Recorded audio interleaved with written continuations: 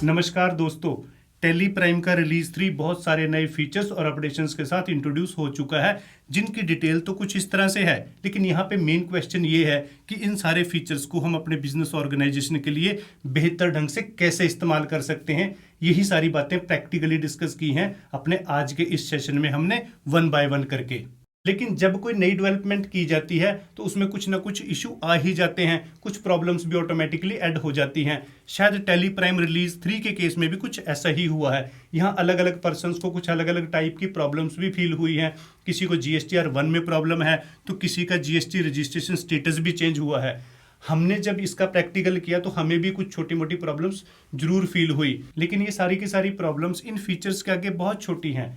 बस हमें जरूर सिर्फ इतनी है कि सबसे पहले हम इस सॉफ्टवेयर की प्रैक्टिस करें, इसके बिहेवियर को समझें, जिसके लिए हम एक काम कर सकते हैं। जो हमारे पास प्रीवियस वर्जन है उसे डायरेक्टली अपग्रेड करने की बजाय हम उसके साथ साथ नया जो हमारा रिलीज 3 है उसको भी इंस्टॉल कर सकते हैं। इन्हीं दोनों सॉफ्टवेयर को हम एक साथ रन कर सकते हैं और दोनों की जो डाटा कॉपी है उसकी भी हम स्प्लिट करके अलग से प्रैक्टिस कर सकते हैं। अगर हम अपने इस नए वर्जन के साथ कंफर्ट हुए तो फिर हम वहीं से कंटिन्यू कर सकते हैं, अदरवाइज हमारे पास प्रीवियस वर्जन तो एज इट इज रहेगा ही रहेगा। अब ये सारा काम कैसे करना है इसको प्रैक्टिकली हमने डिस्कस किया है अपने आज के इस सेशन में। और साथ में जितने भी ये नए फीचर्स हैं, चाहे वो वोचर नंबर्स हैं या फिर डिफरेंट टाइप के रिपोर्ट फिल्टर्स हैं, पेमेंट गेटवे या फिर UPI की इंटीग्रेशन है, आइटम्स के अकाउंट क्रिएट करने के लिए भी इंटरेस्टिंग अपडेशंस हैं। GST रिटर्न फाइल करने के बाद हम अपने सॉफ्टवेयर में भी उसे साइन मार्क कर सकते हैं। मल्टी GST नंबर के साथ हम एक ही कंपनी में काम कर सकते हैं। GST रिटर्न्स को हम बेहतर ढंग से रिकनसाइल कर सकते हैं। इसके अलावा इनकम टैक्स की नई रेट स्लैब्स को भी अपडेट कर दिया गया है। तो चलिए ये सारे के सारे फीचर्स हम वन बाय वन करके प्रॉपर प्रैक्टिकली डिस्कस करेंगे, लेकिन शुरुआत करते हैं सॉफ्टवेयर की सेटअप से। देखिए अभी हमारे इस PC पे टेली 2.1 इंस्टॉल्ड है और साथ में इसमें 3 कंपनीज भी ऑलरेडी अवेलेबल हैं। लेकिन अगर इसके करंट वर्जन को जस्ट हम अपडेट करना चाहें तो हमें यहाँ हेल्प पे क्लिक करना है एंड देन जैसे ही हम अपग्रेड पे क्लिक करते हैं तो लेटेस्ट वर्जन की डिटेल यहाँ आ जाती है और फिर उसे सिलेक्ट करने के बाद हमें यहाँ से कंटिन्यू करना है, जिसके बाद ये स्क्रीन आएगी।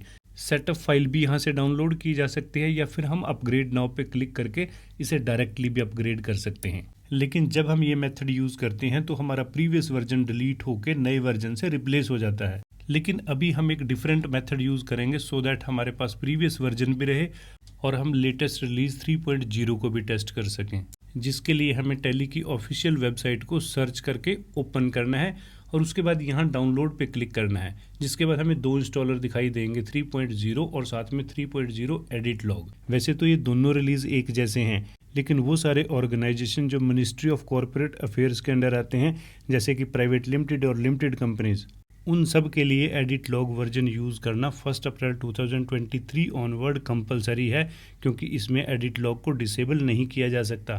देखिए अब हमारी इसी एडिट लॉग वर्जन की ये सेटअप फाइल डाउनलोड हो चुकी है और जैसे ही हम इस पर क्लिक करते हैं तो इंस्टॉलर की ये स्क्रीन हमारे सामने आती है।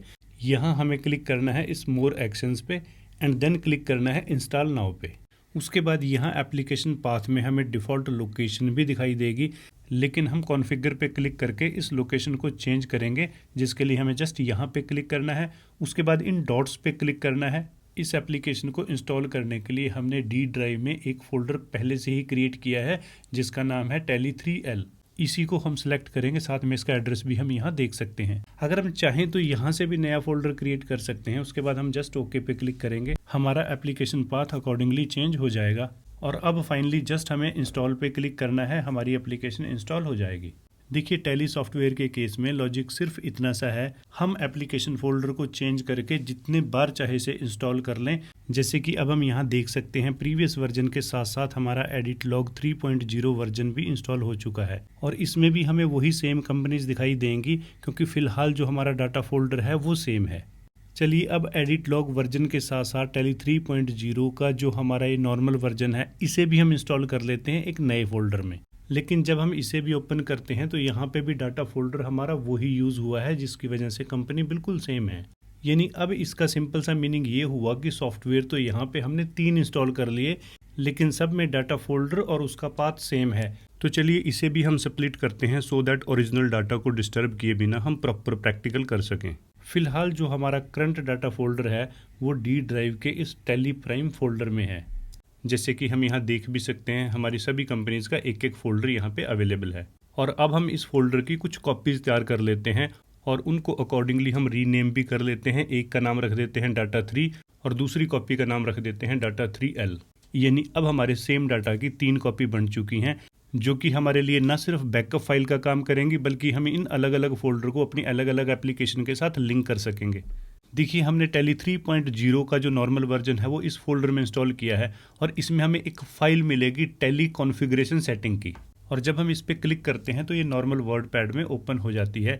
अब देखिए, यहाँ हमें एक लाइन मिलेगी डाटा पाथ की, जो कि डी ड्राइव पे टैली प्राइम फोल्डर में डाटा के नाम से है। अब यहाँ हमने जो दूसरी कॉपी तैयार की थी उसका नाम रखा था डाटा 3, तो अकॉर्डिंगली हम इसे चेंज करके सेव करेंगे, जिसके बाद जो हमारा टैली प्राइम रिलीज 3 है वो इस फोल्डर के साथ लिंक हो जाएगा। और जब हम इसमें काम करेंगे तो हमारा प्रीवियस रिलीज और उसका डाटा डिस्टर्ब नहीं होगा। और इसी तरह रिलीज 3 का जो हमने एडिट लॉग वर्जन इंस्टॉल किया है उसके भी हम एप्लीकेशन फोल्डर को ओपन करके ये कॉन्फ़िगरेशन सेटिंग्स की फाइल में डाटा पाथ को अकॉर्डिंगली चेंज कर देंगे। देखिए, अब हम अपने एक ही डेस्कटॉप पे टैली 2.1 के साथ साथ टैली प्राइम रिलीज 3 और साथ में टैली प्राइम रिलीज 3 का एडिट लॉग इंस्टॉल कर चुके हैं।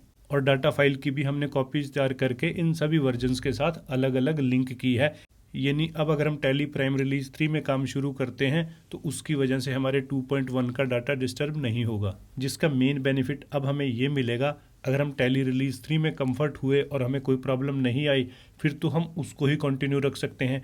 अदरवाइज टैली 2.1 तो ओरिजिनल डाटा फाइल के साथ हमारे पास अवेलेबल है ही। तो चलिए, अब हम अपनी कंपनी भारत होम अप्लायंसेस को माइग्रेट करते हैं टैली के इस लेटेस्ट रिलीज में, सो दैट हम इसमें प्रॉपर प्रैक्टिकल कर सकें, नए फीचर्स को समझ सकें। लेकिन एक बात और आप ध्यान रखिएगा, ये क्लास हमने सिर्फ उन कैंडिडेट्स के लिए डिज़ाइन की है जिनको टैली प्राइम पहले से ही आता है। लेकिन अगर आप टैली प्राइम को बिल्कुल बेसिक से सीखना चाहते हो तो उसके लिए हमारा एक अलग से वीडियो है जिसकी डिटेल आपको इसकी डिस्क्रिप्शन में मिल जाएगी। तो चलिए, अब हम शुरू करते हैं अपना ये प्रैक्टिकल इन नए फीचर्स को लेके। और सबसे पहले बात करते हैं वाउचर नंबर्स की। अगर हम टैली के प्रीवियस वर्जन 2.1 में वाउचर नंबर के बिहेवियर की बात करें, जब हमारा वाउचर नंबर ऑटोमेटिक पे सेट होता है उस सिचुएशन में अगर हम किसी वाउचर को डिलीट कर देते हैं तो बाकी वाउचर का सीक्वेंस भी ऑटोमेटिकली चेंज हो जाता है। जैसे कि ये हमारा सेल्स अकाउंट है, हमारे इस मंथ का वाउचर नंबर 19 से शुरू होकर 37 तक जाता है। देखिए, ना सिर्फ ये वाउचर नंबर है बल्कि हमारा ये इनवॉइस नंबर भी है। अब अगर इनमें से हम किसी एक वाउचर को डिलीट कर देते हैं उसके बाद हम यहाँ देख सकते हैं सभी वाउचर्स का सीक्वेंस ऑटोमेटिकली चेंज हो चुका है। यानी जो इनवॉइस हम ओरिजिनली पार्टीज को इशू कर चुके हैं उनके भी यहाँ इनवॉइस नंबर चेंज हो चुके हैं। लेकिन अब यही काम अगर हम टैली प्राइम के लेटेस्ट रिलीज 3 में करें तो उसमें एक नया फीचर ऐड किया गया है, जिसके लिए हमें यहाँ अल्टर पे क्लिक करना है। उसके बाद हमें वाउचर टाइप में जाना है एंड देन यहाँ पे हमें वो वाउचर टाइप सेलेक्ट करना है जिसमें हम ये सेटिंग करना चाहते हैं। जैसे कि ये हमारा सेल्स वाउचर टाइप है। अब इसमें मेथड ऑफ वाउचर नंबरिंग के ये सारे फीचर तो प्रीवियस वर्जन में भी थे, लेकिन यहाँ पे जो नई एडिशन की गई है वो है ये नंबरिंग बिहेवियर। इसमें हमें 2 ऑप्शन दिए गए हैं, एक री नंबर और रिटेन ओरिजिनल वाउचर नंबर। अब इनमें से अगर हम री नंबर की बात करें तो वो तो पहले भी काम करता था, लेकिन नया फीचर है रिटेन ओरिजिनल नंबर। चलिए, इसको हम अनेबल करते हैं। लेकिन यहाँ हमें एक बात और ख़ास तौर पे ध्यान रखनी है कि अगर हमारा एडिट लॉग अनेबल है तो हमारी ये सारी एक्टिविटी उसमें भी रिकॉर्ड होंगी। और अब इस फीचर को अनेबल करने के बाद ये स्क्रीन एक्सेप्ट करके हमें सेव करनी है। चलिए, अब हम इसके इफेक्ट को चेक करने के लिए अगेन ओपन करते हैं अपना सेल्स अकाउंट। देखिए, अगेन हमारे पास यहाँ पे वो सारी ट्रांजैक्शंस रिकॉर्डेड हैं। अब इनमें से अगर हम किसी वाउचर को डिलीट करते हैं तो उसके बाद हमारे ये वाउचर नंबर्स चेंज नहीं होंगे। यानी जो इनवॉइसेस हम अपनी पार्टी को इशू कर चुके हैं उनके इनवॉइस नंबर पे कोई भी इफेक्ट नहीं पड़ेगा। ये एक काफ़ी यूज़फुल फीचर है बहुत सारे ऑर्गेनाइजेशंस के लिए। लेकिन अगर हमें इस फीचर की ज़रूरत नहीं है, हम वाउचर नंबरिंग को ऑटोमेटिकली री नंबर करना चाहते हैं, तो अगेन हम इस सेटिंग को रिवर्ट कर सकते हैं अपने इस सेल्स वाउचर टाइप में जाके। और उसके बाद अगर हम अपने सेल्स अकाउंट को ओपन करते हैं तो हम यहाँ देखेंगे हमारे voucher number again automatic reset हो चुके हैं। और इसी तरह ये सेटिंग हम किसी भी इंडिविजुअल वाउचर टाइप में कर सकते हैं। जैसे यहाँ हम अपनी पेमेंट की ट्रांजैक्शंस को देखते हैं तो टोटल हमारे पास अप्रैल मंथ में 25 ट्रांजैक्शंस हैं। अब इसमें से भी अगर हम कोई वाउचर डिलीट करते हैं तो ओरिजिनल वाउचर नंबर इंटैक्ट रहेगा। हम इसे ऑटोमेटिक री नंबर पे भी सेट कर सकते हैं। यानी हर इंडिविजुअल वाउचर टाइप में अलग अलग सेटिंग की जा सकती है। देखिए ये तो हमारे लिए एक बहुत यूजफुल फीचर है ही। इसके साथ साथ एक और बहुत बेहतरीन फीचर ऐड किया गया है जो कि है रिपोर्ट फिल्टर्स। तो चलिए प्रैक्टिकली देखते हैं इसकी फंक्शनैलिटी को। हम सबसे पहले अपनी डे बुक ओपन करते हैं और इसका पीरियड भी पूरे फाइनेंशियल ईयर का हम सेट कर लेते हैं so that number of transactions हमारी स्क्रीन पे काफ़ी ज़्यादा रहें। और जब किसी भी टाइप की रिपोर्ट हमारी स्क्रीन पे डिस्प्ले होती है तो साइड में यहाँ एक बटन ऑटोमेटिकली एक्टिवेट हो जाएगा अप्लाई फिल्टर का। अब इस रिपोर्ट में जो भी हम सर्च करना चाहते हैं उसे यहाँ लुक फॉर में हम टाइप करेंगे। जैसे कि हम यहाँ 5000 एंटर कर देते हैं। अब जितनी भी ट्रांजैक्शन 5000 की हैं वो सारी की सारी यहाँ एक साथ रिफ्लेक्ट हो जाएंगी। या फिर हम कुछ और सर्च करना चाहें, जैसे कि हम अपनी एक पार्टी का नाम यहाँ पे एंटर करते हैं वीडियो मैक्स, तो उससे रिलेटेड सारी ट्रांजैक्शंस यहाँ पे आ जाएंगी। या फिर हम सेल्स की सारी ट्रांजैक्शन सर्च करना चाहते हैं तो अप्लाई फिल्टर में हम सेल्स टाइप करेंगे तो उसकी ट्रांजैक्शन स्क्रीन पे आ जाएंगी। न सिर्फ इतना, अप्लाई फिल्टर पे क्लिक करने के बाद हमारे 2 बटन और एक्टिवेट होते हैं, मल्टी फिल्टर और साथ में एडवांस फिल्टर। इनमें से अगर हम एडवांस फिल्टर की बात करें तो इसकी बड़ी फ्लेक्सिबल सेटिंग है। जैसे वॉचर्स को हम यहाँ पे सिलेक्ट करते हैं ledger amount and greater than हम कर देते हैं 1 लाख, तो फिल्टर अप्लाई होने के बाद 1 लाख से ज़्यादा की सारी ट्रांजेक्शन हमारी स्क्रीन पे आ जाएंगी। और इसी तरह अगर हम मल्टी फिल्टर की बात करें, देखिए एक फिल्टर तो हमारा पहले से ही अप्लाई है, अब इसके साथ एक फिल्टर हम और ऐड कर देते हैं जिसके लिए या तो हमें यहाँ से एंड या फिर और सेलेक्ट करना है अपनी रिक्वायरमेंट के अकॉर्डिंगली। एंड देन फिल्टर की डिटेल, जैसे हम यहाँ सेलेक्ट करते हैं ledger name, list of condition में से स्टार्टिंग विद और इसके साथ लुक फॉर में सेल्स। वैसे इसके अलावा हम और भी फिल्टर ऐड कर सकते हैं, नहीं तो हम एंड ऑफ द लिस्ट करेंगे। अब ये मल्टी फिल्टर अप्लाई होने के बाद हम देख सकते हैं सेल्स की वो सारी ट्रांजैक्शन जिनकी वैल्यू 1 लाख रुपए से ज़्यादा है हमारी स्क्रीन पे हैं। देखिए अभी तो ये सारे फिल्टर हमने डे बुक पे अप्लाई करके देखे। इसके अलावा आप किसी भी अकाउंट को ओपन करके या फिर किसी दूसरी रिपोर्ट को ओपन करके सेम मेथड से अप्लाई कर सकते हो। अगर हम इन सारे फिल्टर्स की बात करें तो ये बहुत सारे हैं, सैकड़ों की गिनती में हैं।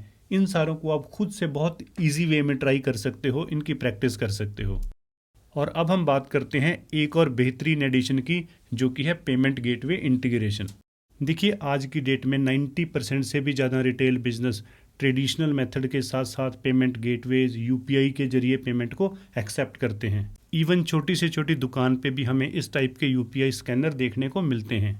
और अब इन यूपीआईज या फिर पेमेंट गेटवे को हम अपने टैली अकाउंटिंग सॉफ्टवेयर के साथ बहुत ईजिली इंटीग्रेट करके अपने सेल्स इनवॉइस में कलेक्शन कोड ऐड कर सकते हैं। तो चलिए प्रैक्टिकली देखते हैं ये इंटीग्रेशन होगी कैसे। सबसे पहले हम चलते हैं अपने सेल्स रजिस्टर में और जो सेल्स की हमारी ऑलरेडी रिकॉर्डेड ट्रांजैक्शंस हैं उनको ओपन करते हैं। जैसे मई की ट्रांजैक्शन है, इनमें से हम पिक कर लेते हैं लास्ट ट्रांजैक्शन को, जो कि 30 मई की है मैक्स इलेक्ट्रॉनिक स्टोर की। अब अगर हम इस ट्रांजैक्शन का प्रेजेंट इनवॉइस देखना चाहें तो जस्ट हमें प्रिंट पे क्लिक करना है, उसके बाद करंट पे एंड देन हम प्रीव्यू पे क्लिक करके इनवॉइस को स्क्रीन पे देख सकते हैं। अब देखिए ये हमारा एक नॉर्मल सेल्स का इनवॉइस है जो कि हमारे प्रीवियस वर्जन्स में भी एज इट इज़ ही बनता था। और इसकी पेमेंट कलेक्शन के लिए अब तक हम जस्ट अपनी बैंक की डिटेल को ही ऐड कर सकते थे, लेकिन अब इस लेटेस्ट रिलीज 3.0 ऑनवर्ड इस इनवॉइस में क्यूआर स्कैनर कोड ऐड करके यूपीआई के जरिए भी पेमेंट एक्सेप्ट कर सकते हैं। तो चलिए देखते हैं इसकी इंटीग्रेशन का प्रैक्टिकल प्रोसीजर क्या है। इसमें हमारा सबसे पहला स्टेप रहेगा, यहाँ हमें कंपनी पे क्लिक करके जाना है इस फीचर ऑप्शन में और यहाँ अदर्स ग्रुप में हमें एक ऑप्शन मिलेगा enable payment request to share payment link और क्यूआर कोड। बस इस फीचर को अब हमें येस पे सेट करना है, जिसके बाद मर्चेंट प्रोफाइल डिटेल की ये स्क्रीन आएगी जिसमें सबसे पहली लाइन है नेम। अब इसमें हम अपनी पर्सनल आइडेंटिफिकेशन के लिए एक नाम एंटर करेंगे, जैसे कि इसमें हम इंडियन बैंक लिख देते हैं क्योंकि हमारी इस यूपीआई के साथ जिसे हम इंटीग्रेट करेंगे हमारा इंडियन बैंक लिंक्ड है। या फिर हम इसमें अपना यूपीआई नेम भी लिख सकते हैं। देखिए इस नेम का पर्पस सिर्फ इतना सही है कि अगर हम मल्टीपल यूपीआई यूज करते हैं तो उनको हम इजीली आइडेंटिफाई कर सकें। और अब इसमें नेक्स्ट कॉलम है पेमेंट मेथड का, जिसमें फिलहाल हमारे पास 3 ऑप्शंस अवेलेबल हैं, जिसमें पेमेंट गेटवेज भी हैं और साथ में यूपीआई भी। चलिए इनमें से हम यूपीआई ऑप्शन को सिलेक्ट कर लेते हैं क्योंकि आज की डेट में सबसे ज़्यादा यूज़ होने वाला ऑप्शन भी यही है। और अब इसके नेक्स्ट कॉलम में हमें ऐड करना है अपना यूपीआई आईडी। वैसे तो अपने इस आईडी की डिटेल सबको पता ही होती है, अदरवाइज आपके स्कैनर पे भी ये मेंशन होता है, आप इसे वहाँ से भी नोट कर सकते हो। और उसके बाद है मर्चेंट नेम, जिसमें हमारे बिजनेस का नाम पहले से ही यहाँ पे मेंशन है। देखिए इसमें हम मल्टीपल यूपीआई भी ऐड कर सकते हैं, जिसके लिए हमें इस फीचर को येस करना होता है। अदरवाइज हम इसे एक्सेप्ट करके यहाँ पे सेव करेंगे और फिर उसके बाद फीचर्स की इस स्क्रीन को भी हम एक्सेप्ट करके यहाँ से एग्जिट करेंगे। यूपीआई इंटीग्रेशन का ये स्टेप तो हमारा कंप्लीट हो चुका है। अब हमारा नेक्स्ट स्टेप रहेगा क्यूआर कोड को जनरेट करना, जिसका सबसे इजी मेथड है हम उस ट्रांजैक्शन को अपनी स्क्रीन पे ओपन करेंगे जिसका कोड हमने जनरेट करना है। उसके बाद हमें क्लिक करना है यहाँ एक्सचेंज पे एंड देन हमें जाना है जनरेट पेमेंट लिंक इस ऑप्शन पे। और जैसे ही हम इस ऑप्शन पे क्लिक करते हैं अगेन हमारे पास दो चॉइस आती हैं, करंट ट्रांजैक्शन और अदर। लेकिन अभी हमें क्लिक करना है करंट पे, जिसके बाद हमारी इस प्रेजेंट ट्रांजैक्शन की डिटेल स्क्रीन पे आ जाएगी। और अगर हम चाहें तो इसके अमाउंट को अल्टर भी कर सकते हैं। जैसे अगर हमने कोई एडवांस लिया हुआ है उस अमाउंट को एडजस्ट करने के बाद हम यहाँ पे रिमेनिंग अमाउंट डाल सकते हैं। अदरवाइज इस स्क्रीन को एक्सेप्ट करके इसे हम सेव करेंगे, जिसके बाद हम यहाँ पे देख सकते हैं हमारा क्यूआर कोड सक्सेसफुली जनरेट हो चुका है। तो चलिए अब अगेन हम ओपन करते हैं अपना ये प्रेजेंट इनवॉइस। लेकिन अगर हम इस इनवॉइस को देखें तो क्यूआर कोड जनरेट होने के बावजूद भी इस पे मेंशन नहीं है, जिसका रीज़न ये है कि हमारी अभी फाइनल सेटिंग बाकी है, जिसके लिए हमें प्रीव्यू से पहले कॉन्फ़िगर पे क्लिक करना है और यहाँ हमें एक ऑप्शन मिलेगा पेमेंट रिक्वेस्ट डिटेल। फिलहाल ये नॉट एप्लीकेबल पे सेट है, हमें जस्ट इस पे एंटर प्रेस करना है। उसके बाद हमें यहाँ पे कुछ ऑप्शन मिलेंगे। हम अपने इस पेमेंट मेथड में सिर्फ लिंक को ऐड कर सकते हैं, लिंक प्लस क्यूआर कोड को, या फिर सिर्फ क्यूआर कोड को। चलिए हम सेलेक्ट करते हैं लिंक प्लस क्यूआर कोड और फिर इस स्क्रीन को एक्सेप्ट करके हम यहाँ से एग्जिट करेंगे। अगेन हम चलते हैं प्रीव्यू में। अब इस इंटीग्रेशन के हमारे सभी स्टेप कंप्लीट हो चुके हैं और यहाँ इनवॉइस में हम देख सकते हैं हमारा क्यूआर कोड प्रॉपरली ऐड हो चुका है। यानी अब हमारा कस्टमर जस्ट इस क्यूआर कोड को स्कैन करके यूपीआई के जरिए बहुत ईजी वे में पेमेंट कर सकता है। और अगर हम इसकी इंटीग्रेशन की बात करें तो कोई भी पर्सन इसे जस्ट 5 मिनट में कर सकता है। टैली प्राइम 3.0 में एक और बहुत यूजफुल अपडेशन की गई है जो कि रिलेटेड है आइटम अकाउंट और लेजर अकाउंट क्रिएशन से। चलिए देखते हैं ये क्या है और इसे कैसे यूज़ करना है। अगर हम आइटम अकाउंट क्रिएट करने के नॉर्मल प्रोसीजर की बात करें तो हमें जस्ट इन्वेंट्री मास्टर के इस स्टॉक आइटम पे क्लिक करके यहाँ पे अपनी आइटम की डिटेल डालनी होती है। जैसे सपोज करो हमारी आइटम है आईफोन 14। उसके बाद अगर हमारे पास स्टॉक ग्रुप है तो उसे सिलेक्ट करते हैं, अदरवाइज हम इसे प्राइमरी में रखते हैं। देन हम रेलिवेंट यूनिट को सिलेक्ट करते हैं और उसके बाद आता है स्टैट्यूटरी डिटेल, जिसमें हम सबसे पहले जीएसटी की एप्लीकेबिलिटी को सिलेक्ट करते हैं। अब देखिए यहाँ तक का प्रोसीजर तो बिल्कुल पहले जैसा ही है, लेकिन जो मेजर अपडेशन है वो इस ऑप्शन से शुरू होती है जिसमें हम HSN कोड और साथ में टैक्स रेट को डिसाइड करते हैं। अगर हम HSN की बात करें तो यहाँ हमारे पास कुल मिला के 4 मेथड अवेलेबल हैं। हम कंपनी लेवल पे भी HSN कोड एंटर कर सकते हैं अगर हमारी सभी आइटम के HSN एक जैसे हैं, या फिर हम एक जैसे HSN कोड वाली आइटम्स के अलग अलग स्टॉक ग्रुप भी क्रिएट कर सकते हैं। अदरवाइज हर आइटम के HSN हम इंडिविजुअली यहाँ पे भी एंटर कर सकते हैं, या फिर हम GST क्लासिफिकेशन को भी क्रिएट करके यूज़ कर सकते हैं, जो कि हमारा सबसे यूज़फुल ऑप्शन है। देखिए अगर हम इन फीचर्स की बात करें तो ये ज़्यादातर हमें प्रीवियस वर्जन्स में भी दिखाई देते हैं, लेकिन वहाँ पे जो सबसे बड़ी प्रॉब्लम थी HSN और टैक्स रेट के केस में हमारे पास कॉमन क्लासिफिकेशन होती थी, जिसकी वजह से हमें बहुत सारी क्लासिफिकेशंस डिफाइन करनी पड़ती थी, क्योंकि अगर हमारा HSN मैच करे तो नॉर्मली फिर टैक्स रेट मैच नहीं करता था, और अगर टैक्स रेट मैच कर जाए तो फिर HSN कोड मैच नहीं करता था। यानी कुल मिला के क्लासिफिकेशंस को यूज़ करना हमारे लिए थोड़ा कॉम्प्लिकेटेड हो जाता था।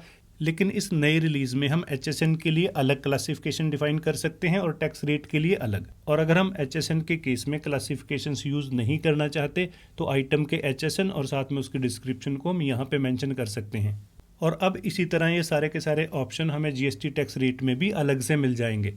फिलहाल इस आइटम के अकाउंट को हम यहीं पे टैक्स रेट डिफाइन करके क्रिएट कर लेते हैं। चलिए अब हम एक आइटम का अकाउंट और क्रिएट कर लेते हैं जिसमें हम क्लासिफिकेशंस क्रिएट करके यूज़ करेंगे।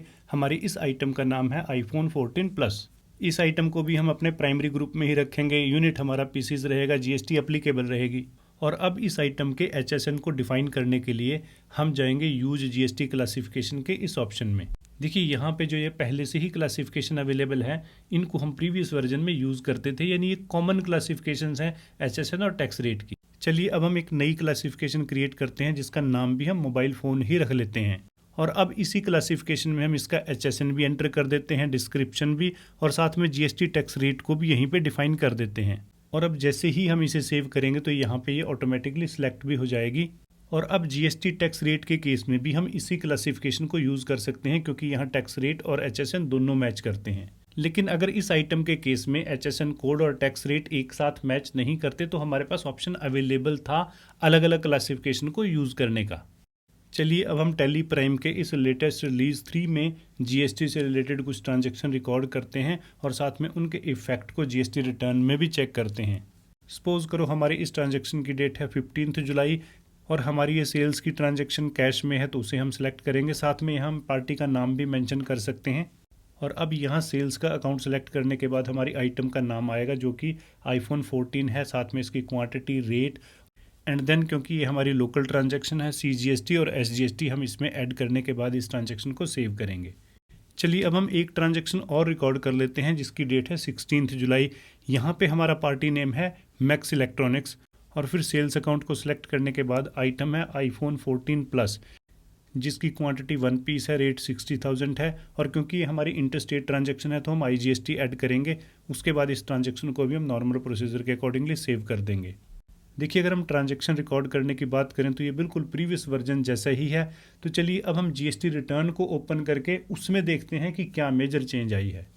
जब हम अपने GSTR 1 को ओपन करते हैं तो यहाँ हम देख सकते हैं कोई खास चेंज नहीं है इसके व्यू में और हमारी ट्रांजैक्शन भी यहाँ प्रॉपरली रिफ्लेक्टेड हैं। लेकिन इस साइड बार में हमें 2 नए फीचर जरूर मिलेंगे जिनमें से पहला है अपडेट पार्टी GSTIN का। वैसे तो फिलहाल इस पार्टी का GST नंबर यहाँ पे मेंशन है लेकिन हम इसे वेरीफाई भी कर सकते हैं और अपडेट भी, जिसके लिए हमें जस्ट यहाँ गेट GSTIN इन्फो पे क्लिक करना है। उसके बाद देखिए यहाँ हमारे पास 2 ऑप्शन अवेलेबल हैं। हम सारे GST नंबर भी वेरीफाई कर सकते हैं और करंट भी। यानी अब यहाँ किसी एक ऑप्शन को सिलेक्ट करने के बाद हमें अपने पोर्टल में लॉगिन करना है अपने यूज़र पासवर्ड से, जिसके बाद इन सारे GST नंबर की इन्फॉर्मेशन यहाँ पे ऑटोमेटिकली कैप्चर हो जाएगी। इसके अलावा यहाँ पे एक फीचर और अपडेट किया गया है मार्क एज साइंड, जिसमें भी हमें 2 ऑप्शन मिलते हैं। हम अपनी करंट रिटर्न को भी साइंड मार्क कर सकते हैं और प्रीवियस को भी। देखिए इस ऑप्शन का सबसे बड़ा बेनिफिट ये है, कई बार हम अपनी रिटर्न फाइल करने के बाद भी उसमें कुछ चेंज कर देते हैं जिसकी वजह से हमारे कंप्यूटर का डाटा GST पोर्टल के साथ मिसमैच कर जाता है और फिर बाद में इन ट्रांजैक्शंस को आइडेंटिफाई करने में हमारा बहुत सारा टाइम लग जाता है। लेकिन अब अगर इस ऑप्शन को यूज़ करने के बाद हमने कोई चेंज की तो वो सारी ट्रांजैक्शन अनसर्टेन में चली जाएंगी, यानी मिसमैच को हम काफ़ी हद तक बहुत ईजिली रोक पाएंगे। टैली प्राइम रिलीज 3 में एक और बहुत ज़बरदस्त फीचर ऐड किया गया है मल्टी GST नंबर का। देखिए जिन ऑर्गेनाइजेशन की ब्रांचेस एक से ज़्यादा स्टेट में होती हैं उनको अकॉर्डिंगली GST नंबर भी अलग अलग लेने होते हैं और हमें हर GST नंबर की अलग से रिटर्न फाइल करनी होती है। लेकिन बैलेंस शीट तो हमारी एक ही बनेगी और प्रॉफिट भी हमारा इकट्ठा कैलकुलेट होगा सारी ब्रांचेस को मिला के, क्योंकि अल्टीमेटली कंपनी तो हमारी एक ही है और इनकम टैक्स रिटर्न भी हमारी अकॉर्डिंगली एक ही जाएगी। अब टैली प्राइम 3 के इस फीचर की वजह से हम सारा काम एक ही कंपनी में कर पाएंगे। तो चलिए देखते हैं इसका प्रैक्टिकल प्रोसीजर क्या है। देखिए मल्टी GST नंबर क्रिएट करने के लिए पहला मेथड तो ये है कि मास्टर के हम इस अल्टर ऑप्शन में जाके फिर यहाँ GST रजिस्ट्रेशन के इस ऑप्शन पे क्लिक करेंगे, जिसके बाद यहाँ हमें अपना एग्जिस्टिंग रजिस्ट्रेशन दिखाई देगा और अब इसके साथ नया GST नंबर ऐड करने के लिए हमें जस्ट यहाँ क्रिएट पे क्लिक करना है एंड देन यहाँ क्रिएट न्यू पे क्लिक करके हम नंबर ऐड कर सकेंगे। इसके अलावा दूसरा मेथड है कि हम यहाँ कंपनी पे क्लिक करें और फीचर्स में जाएं और फिर ये जो हमारा टैक्सेशन ग्रुप में ऑप्शन है enable goods and services tax, इस पे हम एंटर करें, जिसके बाद GST डिटेल की ये स्क्रीन हमारी ओपन हो जाती है। और अब इसमें नीचे हमें एक ऑप्शन मिलेगा create another GST registration for the company, बस हमें इसको येस पे सेट करना है। उसके बाद जैसे ही हम एक्सेप्ट करेंगे एक और GST डिटेल की स्क्रीन ओपन हो जाएगी जिसमें हम अपने दूसरे रजिस्ट्रेशन नंबर की डिटेल एंटर करेंगे। जैसे सबसे पहले हम स्टेट सेलेक्ट करेंगे, जैसे कि हमारा दूसरा स्टेट है चंडीगढ़।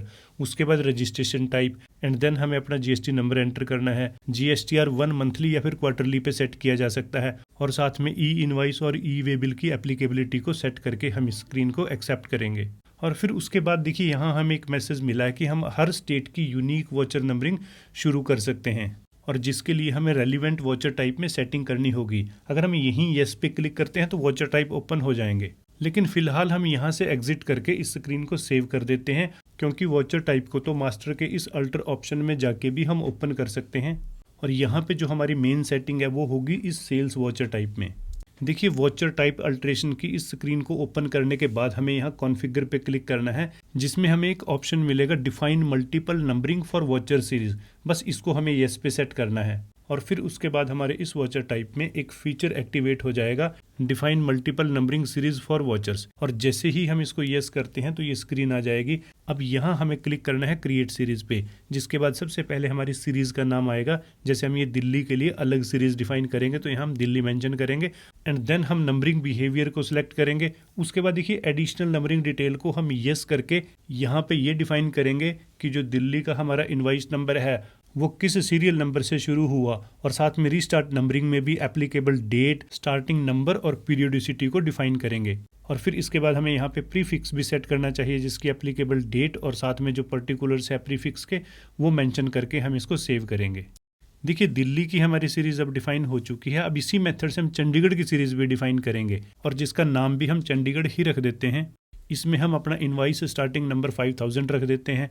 उसके बाद प्रीफिक्स में हम CHD सेट कर देते हैं। देखिए अब हमारी दिल्ली और चंडीगढ़ की सीरीज डिफाइन हो चुकी हैं। अब इसके साथ देखिए हम यहाँ पे डिफ़ॉल्ट रजिस्ट्रेशन टाइप को भी सेट कर सकते हैं, और अगर आपकी कोई पर्टिकुलर चॉइस ना हो तो हम NE पे सेट करके इस स्क्रीन को एक्सेप्ट कर सकते हैं।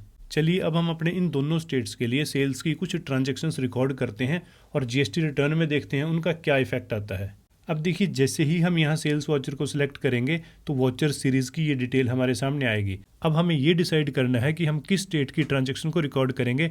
जैसे अभी हम दिल्ली को सिलेक्ट कर लेते हैं। उसके बाद हम यहाँ पे देख सकते हैं इनवाइस नंबर बिल्कुल वैसे आया है जैसे हमने सीरीज़ को डिफाइन किया था। इसके अलावा जो हमारी सेल्स की ट्रांजैक्शंस हैं उनको रिकॉर्ड करने का मेथड बिल्कुल नॉर्मल है, जैसे कि अभी तक हम करते आए हैं। चलिए अब हम एक ट्रांजैक्शन अपनी चंडीगढ़ स्टेट के लिए भी रिकॉर्ड करते हैं, और जिसके लिए सबसे पहले तो हमें यहाँ कंपनी टैक्स रजिस्ट्रेशन पे क्लिक करके स्टेट को चेंज करना है। जैसे कि हमारे इस केस में चंडीगढ़ है, और चंडीगढ़ सेलेक्ट करने के बाद हम यहाँ पे देख सकते हैं जो हमारी इनवाइस का प्रीफिक्स है और सीरीज है वो भी ऑटोमेटिकली चेंज हो चुकी है जैसे कि हमने डिफाइन की थी। और उसके बाद जो रिमेनिंग ट्रांजैक्शन रिकॉर्ड करने का मेथड है वो तो बिल्कुल सेम है जैसे कि अभी तक हम करते आए हैं। इवन अगर हमें अपनी नेक्स्ट ट्रांजैक्शन भी रिकॉर्ड करनी है तो यहीं से हम शुरू कर सकते हैं, हमें कुछ भी चेंज करने की जरूरत नहीं है। यानी बस हमें उसी टाइम रजिस्ट्रेशन टाइप को चेंज करना है जब हम दूसरे स्टेट की ट्रांजैक्शन रिकॉर्ड करते हैं। चलिए अभी जो हमने ट्रांजैक्शंस रिकॉर्ड की हैं इनको हम अपनी GST रिटर्न में जाके चेक करते हैं, जिसके लिए हम यहाँ पे जाएंगे GST रिपोर्ट्स में, और यहाँ पे हम अपनी GST रिटर्न एक्टिविटी को ट्रैक करके देख सकते हैं। जो हमारी GST रिटर्न है वो स्टेट वाइज यहाँ पे रिफ्लेक्टेड है। इवन अगर हम अपने GSTR1 को ओपन करते हैं तो यहाँ हम देख सकते हैं अभी हमारी जो GST रिटर्न है वो कंबाइंड है, ऑल रजिस्ट्रेशन यहाँ पे मेंशन है। अगर किसी पर्टिकुलर स्टेट की हमें अपनी GST रिटर्न देखनी है तो उसे यहाँ हम टैक्स रजिस्ट्रेशन पे क्लिक करके चेंज करेंगे। जैसे हम पहले चंडीगढ़ को सिलेक्ट कर लेते हैं, उसके बाद हम यहाँ पे देख सकते हैं जो 2 ट्रांजैक्शंस हमने चंडीगढ़ रजिस्ट्रेशन में रिकॉर्ड की थी वो यहाँ पे प्रॉपरली मेंशन है। और इसी तरह अब अगर हम दिल्ली का GSTR1 देखना चाहें तो उसके लिए अगेन हम यहाँ टैक्स रजिस्ट्रेशन को चेंज करेंगे, और अब हम यहाँ पे भी देख सकते हैं जो ट्रांजैक्शन हमने दिल्ली के रजिस्ट्रेशन नंबर को यूज़ करके रिकॉर्ड की थी वो यहाँ पे प्रॉपरली रिफ्लेक्टेड है। यानी हम अपनी GST रिटर्न्स को पूरी कंपनी के लिए कंबाइंड भी देख सकते हैं, और स्टेट वाइज तो देखने का हमारे पास प्रोविजन है ही। तो यानी अब कुल मिला के हम ये कह सकते हैं कि GST प्राइम के इस रिलीज 3 में हम मल्टी GST नंबर्स को यूज़ करके बहुत ईजिली काम कर सकते हैं। रिकॉन्सिलेशन ऑफ GST रिटर्न एक और बेहतरीन अपडेशन है टैली प्राइम के रिलीज 3 में। तो चलिए इसका भी हम प्रॉपर प्रैक्टिकल करके देखते हैं अपने business organisation city commerce academy के लिए। और फाइनेंशियल ईयर है 22-23। रिकॉन्सिलेशन के लिए हमें जाना होगा GST रिपोर्ट्स में। देखिए अब हम अपने GSTR1 को भी रिकंसाइल कर सकते हैं, 2A को भी और 2B को भी। वैसे तो इन सब को रिकंसाइल करने का मेथड एक जैसा ही है, लेकिन हम सबसे पहले बात करते हैं GSTR2B की, क्योंकि इसी के बेस पे ही आज की डेट में हमें ITC मिलता है, जिसकी वजह से यही हमारा मेन रिकंसिलेशन भी है। इसका पीरियड भी हम क्वार्टरली पे सेट कर लेते हैं 1 जनवरी से 31 मार्च तक। अगर हम इसका प्रेजेंट स्टेटस देखें तो 23 ट्रांजैक्शन हमारी बुक में है जो सारी की सारी अनरिकंसाइल्ड हैं, और साथ में एक ट्रांजैक्शन अनसर्टेन में भी रिफ्लेक्टेड है। और अब अनरिकंसाइल्ड ट्रांजैक्शंस की डिटेल को देखने के लिए हमें जस्ट इस पे क्लिक करना है। हमारी ये जो सभी ट्रांजैक्शंस हैं B2B कैटेगरी से बिलोंग करती हैं। जब इस पे हम क्लिक करते हैं तो यहाँ डिटेल पार्टी वाइज ओपन हो जाती है, लेकिन फिलहाल ये सारी की सारी ट्रांजैक्शंस अनरिकंसाइल्ड हैं। और अब इन सारी ट्रांजैक्शंस को GST पोर्टल के साथ रिकंसाइल करने के लिए डाटा हमें वहां से इंपोर्ट करना पड़ेगा, और जिसके लिए GST पोर्टल को हम यहाँ पे क्लिक करके ओपन कर सकते हैं। और अब इसमें सबसे पहले हम अपने यूज़र पासवर्ड से लॉगिन करेंगे, और फिर उसके बाद हमें जाना है रिटर्न डैशबोर्ड में, एंड देन हमें सेलेक्ट करना है रेलिवेंट पीरियड। जैसे हमारा फाइनेंशियल ईयर 22-23 है Q4 है और पीरियड मार्च के लिए जब हम सर्च करेंगे तो यहीं पे जो हमारी GSTR 2B क्वार्टरली है उसको हम व्यू और डाउनलोड कर सकते हैं। वैसे अगर आपको मंथली रिकंसाइल करना है तो मंथ का ऑप्शन भी हमारे पास यहाँ पे अवेलेबल है, लेकिन चलिए हम तो अपने क्वार्टरली ऑप्शन को ही यूज करेंगे। सबसे पहले हम इस रिटर्न को व्यू करके देखते हैं। यहाँ इसके पार्ट 1 के सीरियल नंबर 1 में सप्लाई फ्रॉम रजिस्टर्ड पर्सन की डिटेल है। इसमें अगर हम B2B इनवाइसेस को ओपन करें तो इनवाइस वाइज यहाँ पे डिटेल अवेलेबल है, जिसके कुल मिला के 3 पेज हैं। यानी ये वो सारी की सारी ट्रांजैक्शंस हैं जो इस क्वार्टर में हमारे सप्लायर्स ने अपने GSTR 1 में रिपोर्ट की हैं। चलिए अब अगेन हम बैक चलते हैं इस रिटर्न को डाउनलोड करने के लिए, जिसका ऑप्शन भी यहीं हमें व्यू के साथ मिलेगा। और जैसे ही हम डाउनलोड पे क्लिक करते हैं ये स्क्रीन आ जाएगी जिसमें हमें रिटर्न जनरेट करने के ऑप्शन मिलेंगे, JSON फॉर्मेट में भी और साथ में एक्सेल फॉर्मेट में भी। लेकिन हमें ये रिटर्न जनरेट करनी है इस JSON फॉर्मेट में। देखिए अब हमारी ये फाइल डाउनलोड हो चुकी है और अपनी कन्वीनियंस के लिए इस फाइल को हम कॉपी कर लेते हैं टेली प्राइम के अपने डाटा फोल्डर में। और अब GSTR 2 रिकंसाइल करने के लिए हमारा नेक्स्ट स्टेप रहेगा, अगेन हम अपने टेली प्राइम सॉफ्टवेयर में GSTR 2B को ओपन करेंगे और फिर उसके बाद यहाँ हमें इंपोर्ट पे क्लिक करना है एंड देन जाना है GST रिटर्न में। और फिर यहाँ रिटर्न टाइप में हम GSTR 2B को सिलेक्ट करेंगे एंड देन फाइल पाथ, यानी वो लोकेशन जहाँ हमने अपनी फाइल को कॉपी किया था, और फिर वहाँ पे हमें अपनी ये रिटर्न फाइल दिखाई देगी। बस इसे सिलेक्ट करने के बाद हमने एक्सेप्ट पे क्लिक करना है, ये रिटर्न इंपोर्ट हो जाएगी और साथ में इंपोर्ट समरी भी दिखाई देगी, जैसे कि हमारी टोटल 31 ट्रांजैक्शन इंपोर्ट हुई है। और फिर उसके बाद जब हम अपनी रिटर्न पे वापस आते हैं तो यहाँ टॉप में हमें रिकंसिलेशन समरी भी दिखाई देगी कि कितनी ट्रांजैक्शन रिकंसाइल्ड हैं, कितनी अनरिकंसाइल्ड हैं, कितनी सिर्फ बुक्स में अवेलेबल हैं और कितनी सिर्फ पोर्टल पे अवेलेबल हैं, साथ में कितनी मिसमैच हैं। और जब हम इस मेन रिटर्न में आते हैं, जैसे कि इसका पार्ट ए है, अब इस ब्लैक कलर में ये वो सारी ट्रांजैक्शन हैं जो हमारी बुक्स में अवेलेबल हैं, और इसके बाद जो नीचे ब्लू कलर में है ये वो सारी ट्रांजैक्शन हैं जो हमारे पोर्टल पे अवेलेबल हैं। इसी तरह अगर हम पार्ट बी के अदर ग्रुप में जाके देखते हैं, यहाँ पे भी ये ट्रांजैक्शन ब्लू कलर में है, जिसका मतलब है कि ये पोर्टल पे तो अवेलेबल हैं लेकिन हमारी बुक्स में रिकॉर्डेड नहीं है। इसके अलावा बाकी किसी सेक्शन से रिलेटेड ना तो हमने ट्रांजैक्शन रिकॉर्ड की हैं और ना ही पोर्टल में हैं। और अब अगर हम रिकंसिलेशन प्रोसेस की बात करें तो अगेन हम चलते हैं पार्ट ए पे, जिसमें हमारी बुक्स में टोटल 23 ट्रांजैक्शंस हैं और फिलहाल सभी अनरिकंसाइल्ड हैं, जबकि हमारे पोर्टल में 29 ट्रांजैक्शन हैं। और अब इनकी फर्दर डिटेल देखने के लिए हमें जस्ट यहाँ पे क्लिक करना है और इस स्क्रीन में हमें B2B इनवाइसेस अलग लाइन में दिखाई देंगे, B2B डेबिट नोट अलग, अमेंडमेंट इनवाइस अलग। लेकिन यहाँ पे भी सिस्टम वही है, ब्लू कलर की जो ये ट्रांजैक्शन है ये हमारे पोर्टल में अवेलेबल हैं और जो ब्लैक कलर की ट्रांजैक्शन है वो हमारे टेली सॉफ्टवेयर में। अब इन ट्रांजैक्शंस की फर्दर डिटेल देखने के लिए हमें जस्ट यहाँ पे क्लिक करना है। देखिए ये B2B हमारे सारे इनवाइसेस ओपन हो चुके हैं पार्टी वाइज। और अब किसी पार्टी के फर्दर इनवाइसेस को देखने के लिए हमें जस्ट यहाँ पे क्लिक करना है। देखिए ये ऐसा इनवाइस है जो हमारे पोर्टल पे तो अवेलेबल है लेकिन हमारी बुक्स में अवेलेबल नहीं है। चलिए इस ट्रांजैक्शन की डिटेल हम एक बार GST पोर्टल पे जाके देखते हैं, और जिसके लिए हम एक बार फिर से ओपन करेंगे ये B2B इनवाइसेस।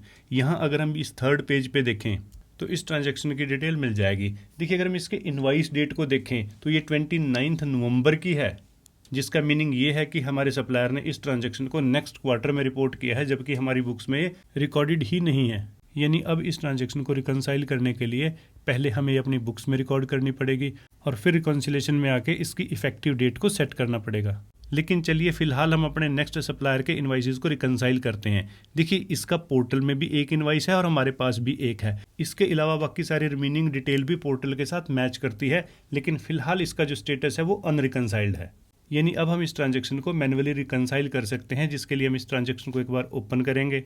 वैसे इसका रीज़न यहाँ पे mismatch in return period show हो रहा है, लेकिन किसी पर्टिकुलर मंथ की बजाय इस क्वार्टर में हमारी ये ट्रांजैक्शन प्रॉपर मैच करती है। यानी अब इसको हम मैनुअल रिकंसाइल कर सकते हैं, और जिसके लिए हमें यहाँ सेट GST स्टेटस पे क्लिक करना है। उसके बाद यहाँ स्टेटस ऑफ रिटर्न में हमें कुछ चॉइस मिलेंगी, जिसमें एक्सक्लूडेड भी है, मिसमैच भी है, रिकंसाइल्ड भी है। यानी अब हमें इस ट्रांजैक्शन का स्टेटस रिकंसाइल्ड पे सेट करना है। इसके बाद अगर हम इस लिस्ट में देखें तो ये ट्रांजैक्शन लास्ट में शिफ्ट हो चुकी है, यानी जो ट्रांजैक्शन रिकंसाइल्ड हो जाती हैं वो नीचे आ जाती हैं। यहाँ पे हम इसका स्टेटस देख सकते हैं, देखिए रिकंसाइल्ड अभी शो हो रहा है। और इसी तरह 1 बाय 1 करके हमें अपने सभी सप्लायर के इनवाइसेस को रिकंसाइल करना है। चलिए अब हम अपने नेक्स्ट सप्लायर के इनवाइस को रिकंसाइल करते हैं। इसका प्रोसीजर भी वही, हमें जस्ट इस पर क्लिक करना है और उसके बाद अच्छे से चेक करना है कि सारी डिटेल प्रॉपर मैच करती है या नहीं। और अगर ये डिटेल प्रॉपर मैच करती है तो इसका स्टेटस भी हम यहाँ पे क्लिक करके रिकंसाइल पे सेट कर देंगे। और उसके बाद हम यहाँ लिस्ट में देख सकते हैं हमारी ये ट्रांजैक्शन भी रिकंसाइल होने के बाद नीचे शिफ्ट हो चुकी है। चलिए अब हम एक सप्लायर और लेते हैं, आइकॉनिक INC। देखिए इस ट्रांजैक्शन का प्रेजेंट स्टेटस ये है कि ये हमारे पोर्टल में तो अवेलेबल है इस क्वार्टर में, लेकिन हमारी बुक्स में नहीं, और साथ में हम इसका स्टेटस यहाँ पे देख सकते हैं, मिसमैच इन रिटर्न पीरियड। चलिए इस ट्रांजैक्शन की प्रॉपर डिटेल को हम एक बार पोर्टल में भी चेक करते हैं। देखिए ये ट्रांजैक्शन है। अब यहाँ पे अगर हम इसकी इनवाइस डेट देखें तो वो 10 नवंबर 22 है, जबकि अगर हम सप्लायर की GSTR 1 फाइलिंग डेट देखें वो है 25 फरवरी 23, लेकिन इसका फाइलिंग पीरियड था नवंबर 22। अब देखिए वैसे तो ये ट्रांजैक्शन हमारी बुक्स में भी अवेलेबल है 10 नवंबर 22 को, यानी बाकी तो सब ठीक है, बस पीरियड मिसमैच है। अब इस ट्रांजैक्शन को रिकंसाइल करने का हमारा प्रोसीजर रहेगा, हम यहाँ सेट इफेक्टिव डेट पे क्लिक करके इसमें एंटर करेंगे 25 फरवरी 23, और फिर इस ट्रांजैक्शन की रिमेनिंग डिटेल को अच्छे से चेक करने के बाद इसका स्टेटस भी हम रिकंसाइल पे सेट करेंगे। और इसके साथ ही अब हम यहाँ पे भी देख सकते हैं ये ट्रांजैक्शन भी हमारी रिकंसाइल की कैटेगरी में आ चुकी है। चलिए अब हम एक और डिफरेंट सिनेरियो लेते हैं। देखिए ये जो हमारा सप्लायर है इसके पोर्टल में तो 2 इनवाइस हैं इस पीरियड में और हमारे पास 3 हैं, लेकिन जो पोर्टल के पास भी 2 इनवाइस हैं उसमें भी रिटर्न पीरियड मिसमैच है, और एक इनवाइस ऐसा है जो कि सिर्फ हमारी बुक्स में अवेलेबल है, यानी GSTR 1 में अभी से रिपोर्ट नहीं किया गया। यानी अब हम यहाँ पे जो पहले 2 इनवाइस हैं इनको मैनुअल रिकंसाइल कर सकते हैं, लेकिन जब तक इस सप्लायर के सारे इनवाइस रिकंसाइल नहीं हो जाते तब तक इसका स्टेटस अनरिकंसाइल्ड ही रहेगा। यानी कुल मिला के हमारे GSTR 2B का रिकंसिलेशन कुछ इस तरह से रहेगा, हमें 1 बाय 1 करके सारे के सारे सप्लायर रिकंसाइल करने हैं और हर टाइप की ट्रांजैक्शंस रिकंसाइल करनी है, और जैसे जैसे हम सप्लायर को रिकंसाइल करते रहेंगे तो अकॉर्डिंगली उसका स्टेटस यहाँ भी चेंज होता रहेगा। देखिए जैसे कि अब हम रिकंसाइल्ड ट्रांजैक्शंस को अगर देखें तो कुल मिला के करंट पीरियड में 7 ट्रांजैक्शन हमारे रिकंसाइल हो चुकी हैं, और जब हमारा ये रिकंसिलेशन 100% कंप्लीट हो जाएगा तो सारी ट्रांजैक्शन यहाँ पे रिकंसाइल्ड में शो होंगी। यानी अगर हम टेली प्राइम में GSTR 2B रिकंसिलेशन की बात करें तो ऑटो रिकंसिलेशन तो भगवान भरोसे ही है, लेकिन यहाँ हम मैनुअल रिकंसिलेशन बहुत अच्छे से कर सकते हैं। देखिए इसके अलावा टेली प्राइम में GSTR 2B के साथ साथ 2A और GSTR 1 को रिकंसिलेशन करने के भी ऑप्शन दिए हैं, जिसका प्रोसीजर भी बिल्कुल ऐसा ही है जैसे कि हमने GSTR 2B को रिकंसाइल किया। यानी अब हमारे टेली प्राइम रिलीज 3 में GST रिकंसिलेशन के ये सारे के सारे ऑप्शंस अवेलेबल हैं। इनकम टैक्स रेट स्लैब की बात करें तो टेली प्राइम 3 में इसे भी अपडेट कर दिया गया है फाइनेंशियल ईयर 23-24 के लिए। देखिए ये अपडेशन उन लोगों के काम आएगी जो टेली प्राइम के फीचर TDS को यूज़ करते हैं। यानी अगर आपने अपनी कंपनी में TDS के इस फीचर को तो अनेबल किया हुआ ही है और साथ में पेरोल भी मेंटेन करते हो तो ये फीचर आपके लिए बहुत यूज़फुल है, क्योंकि 1 अप्रैल 23 ऑनवर्ड इंडिविजुअल के केस में income tax rate slab change हुई है। यानी अब आप अपने टेली प्राइम सॉफ्टवेयर में TDS रिटर्न 24Q और साथ में सैलरी सर्टिफिकेट की कैलकुलेशन नए रेट स्लैब के साथ कर सकते हो। देखिए अपने इस सेशन में TDS का ये प्रैक्टिकल तो हम नहीं कर पाएंगे क्योंकि ये एक काफ़ी लेंथी प्रोसेस है जिसको इस कंबाइंड क्लास में कवर करना थोड़ा मुश्किल रहेगा, लेकिन हाँ इसकी हम एक सेपरेट क्लास ज़रूर अपलोड कर देंगे जिसकी डिटेल के लिए आप इस वीडियो की डिस्क्रिप्शन ज़रूर देख लीजिएगा। इस सेशन में इतना ही। Thank you very much.